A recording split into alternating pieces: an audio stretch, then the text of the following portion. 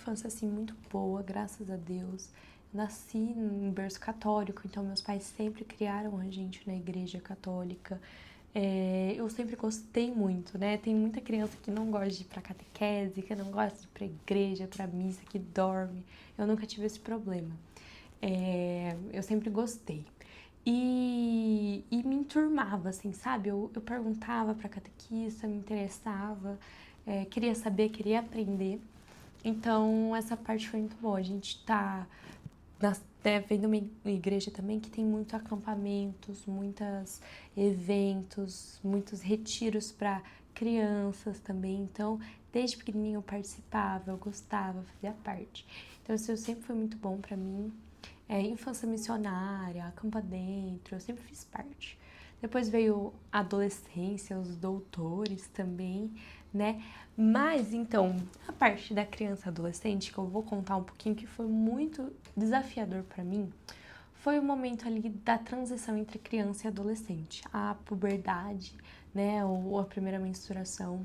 Essa foi uma fase extremamente difícil para mim, porque eu estava meio que crescendo demais na idade óssea, né, que eles medem com o raio-x na mão, assim, e eu tava tendo um desenvolvimento muito rápido e meu corpo, assim, não tava acostumando, não tava acompanhando, né?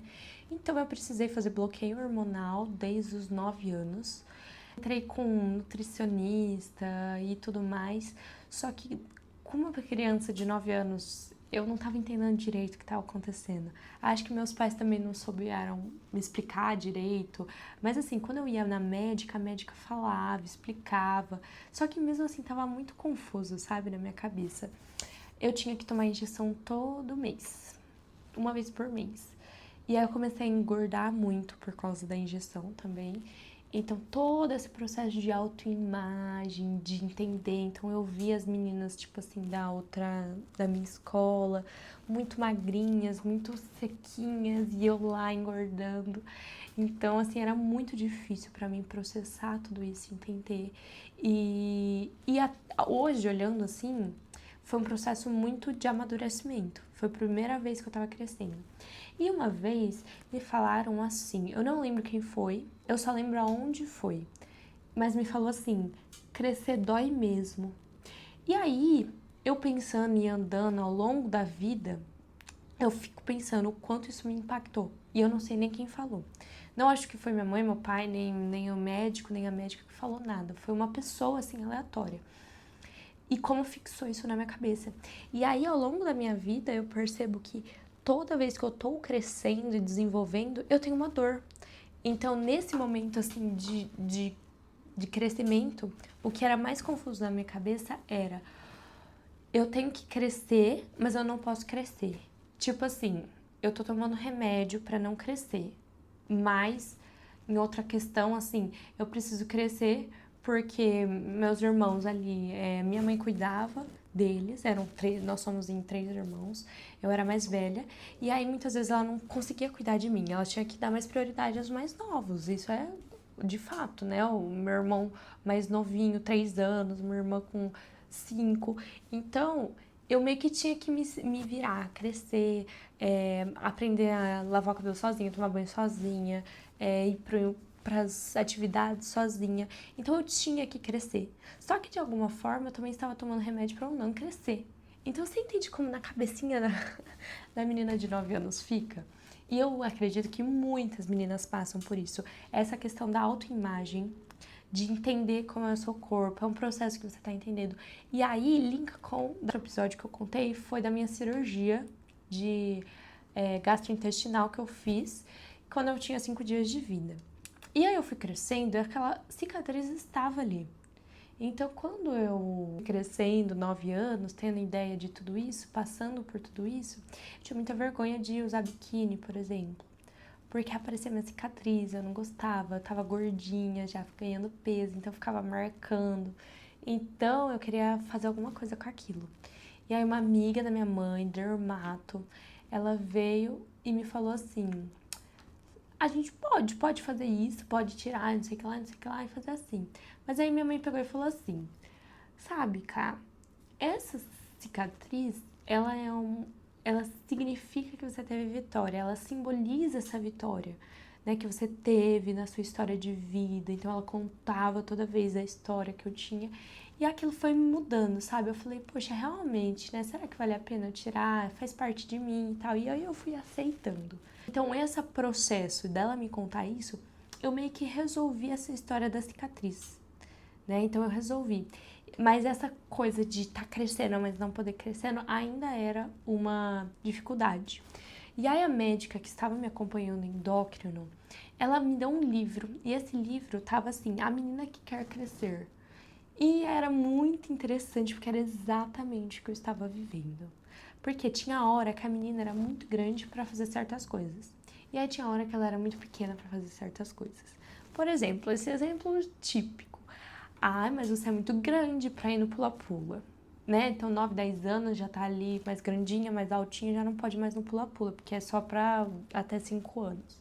E aí você, poxa, mas eu queria ir. Aí você tem a vontade de brincar, mas você já tá crescidinha. E aí, em outros casos, assim, ai, mas eu queria usar uma maquiagem e um salto. Ai, mas você não é grande pra isso, você é só de gente grande.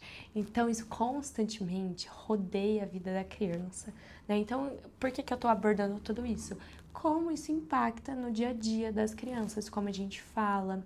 Tem algumas coisas que não se pergunta pra criança. Por exemplo, e os namoradinhos? Como é que vão? Isso daí, gente, não pergunta pra criança, pra menina, porque você incentiva ela a ter uma resposta. E ela também vai procurar uma resposta. O que que eu vou dar de resposta?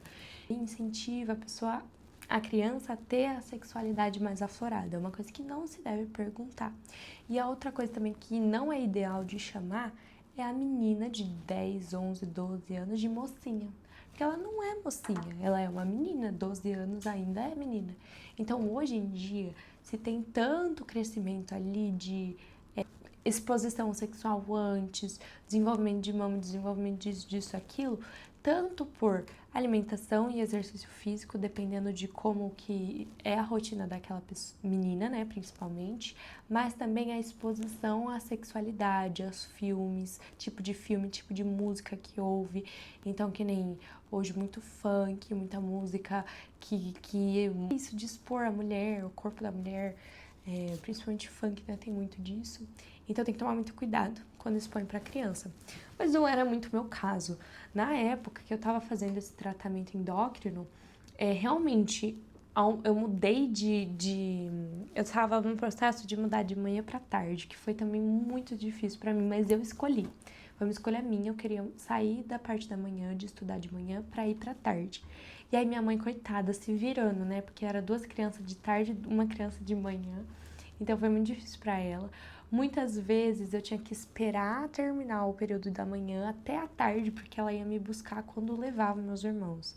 Então às vezes eu ficava com fome, esquecida. Então tudo isso eu tive que reprocessar depois. Mas eu entendo, eu tô super bem com isso, sabe? Entendo que foi um processo e foi muito importante pra mim. E quando eu mudei também pra de manhã, eu estava exposta a um novo ambiente, com novas pessoas. Então realmente, que nem já mais festa, né? Não festa tipo festa, né, gente? Mas festinha, né, de criança diferente. Já tava virando adolescente, então já tinha tudo isso. Então, era um pouco disso que eu queria trazer pra vocês, a minha história de vida e como isso pode ajudar você, a sua filha, alguém que você conhece, como resolver, como tratar. E até hoje, assim, eu reprocessei tudo isso através de um processo terapêutico. Mas foi muito importante eu passar por todas essas situações para eu ser quem eu sou hoje. Então, tudo isso foi muito importante para mim. E era isso que eu ia trazer para vocês. E aí, no próximo vídeo, eu vou falar um pouquinho sobre como foi a minha ida para os Estados Unidos, né? Essa primeira faculdade que eu fui, como que foi tudo isso. E eu acho que eu vou ter que separar isso e um outro vídeo do casamento, porque eu achei que eu ia dar para fazer junto, mas eu não sei se vai dar.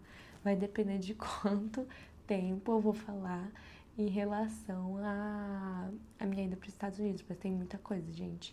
Foram 2 anos, né? Que nem eu resumi aqui, praticamente 10 anos da minha vida.